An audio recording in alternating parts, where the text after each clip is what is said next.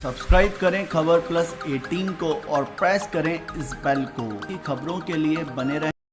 ऐसा है, कई बातें होती है, संगठन को लेके चलते हैं परिवार में, तो परिवार में कई विषय होते हैं जिन पर चर्चा करना होता है।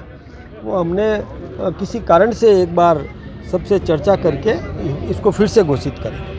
सचिन पायलट अभी टॉप दौरे पर थे, उन्होंने एक बयान दिया कि सत्ता और संगठन में तालमेल नजर नहीं आ रहा भाजपा में। किस तरह देखते हैं उनके? भाई सचिन जी को पता नहीं है, मैं राज्यसभा का सदस्य भी हूँ तो सत्ता में हूँ और संगठन का प्रदेश अध्यक्ष हूँ, तो सत्ता और संगठन में इससे बढ़िया तालमेल और क्या चाहिए। राहुल गांधी के खिलाफ लगातार बीजेपी है वो मुखर हो रही है, यहाँ पर यानी एफआईआर भी दर्ज हुई है। किस तरह से आगे रहेगा राहुल गांधी के खिलाफ? देखिए, एक बात मैं आपको बताऊं, राहुल जी को एक तो क्या है कि थोड़ा सीखने की ज़रूरत है, राष्ट्रभक्ति सीखना पड़ेगा।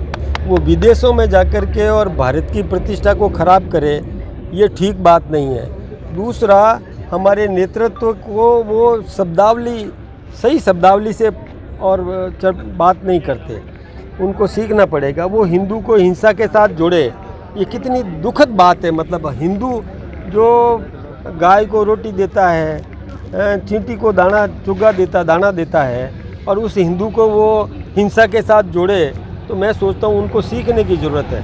ये ऐसी बातें उनको बोलना नहीं चाहिए।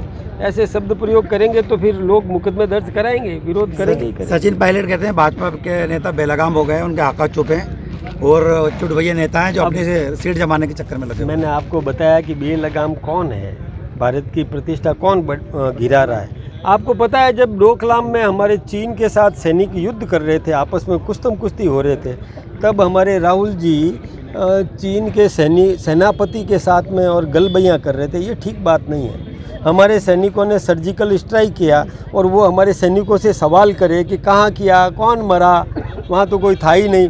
यह सेना पर कभी सवाल करना चाहिए क्या?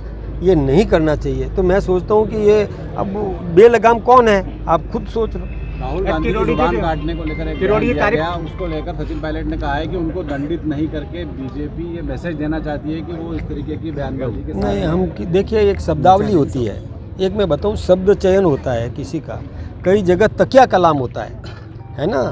वो भावना केवल उनको कोई जुबान काटने का मतलब ये कोई कैंची से काटने का नहीं होता है। बात को काटना ही जुबान काटना माना जाता है। अपने यहाँ गांवों में यही प्रचलन है, एक शब्दावली, किसी की बात काटो तो उसको कहे जुबान काट दी, है ना। ऐसा ही है। बाकी कोई भावना, हम चाहते हैं राहुल गांधी जी स्वस्थ रहे, तंदुरुस्त रहे, ठीक है ना, हमारी शुभकामना उनके स्वास्थ्य के लिए, लेकिन थोड़ा सा राष्ट्रभक्ति सीखे, ये जरूरी है। तारीफ कर रहे हैं, बेनीवाल जी की डोटासरा की तारीफ कर रहे हैं कि मुझे अच्छे लगते हैं किरोड़ीलाल जी। बेनीवाल जी की प्रशंसा करते हैं? हाँ, डोटासरा की कौन? किरोड़ीलाल जी कर रहे हैं, तारीफ कर रहे हैं। किरोड़ीलाल जी, देखिए एक बात बताऊं, मैं भी तो कर रहा हूं ना कि स्वस्थ रहे, तंदुरुस्त रहे। हम ये थोड़ी कहते हैं कि वो कोई चुनाव में जीते, हम चुनाव में जीतने का नहीं कर रहे हैं, हम तो तंदुरुस्त रहने की बात कर रहे हैं।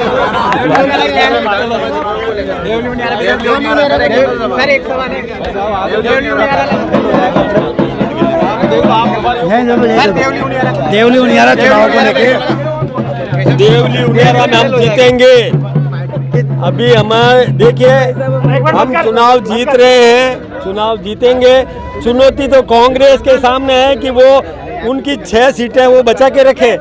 हम तो चुनाव जीतेंगे, सभी सीटें जीतेंगे। टीकाराम जूली ने एक बड़ा बयान दिया है कि 9 महीने तक कानून पास करने कोई काम नहीं किए हैं और 9 महीने में अब इतने, आपको पता है हमारे यहाँ देखिए, उन्होंने पेपर लीक किया, हमने उनको गिरफ्तार किया, ERCP की घोषणा हमने करी, इतना बढ़िया बजट दिया, इलाके में सड़कों का विकास हो रहा है, बिजली में हम आगे बढ़ रहे हैं। बिजली में हमने 2,35,000 करोड़ का प्रावधान किया बिजली उत्पादन में, घर घर सोलर पैनल लगेंगे, बिजली में हम सरप्लस बनेंगे, चिंता मत करो। 9 महीने। Please subscribe Khabar Plus 18 for latest news and updates.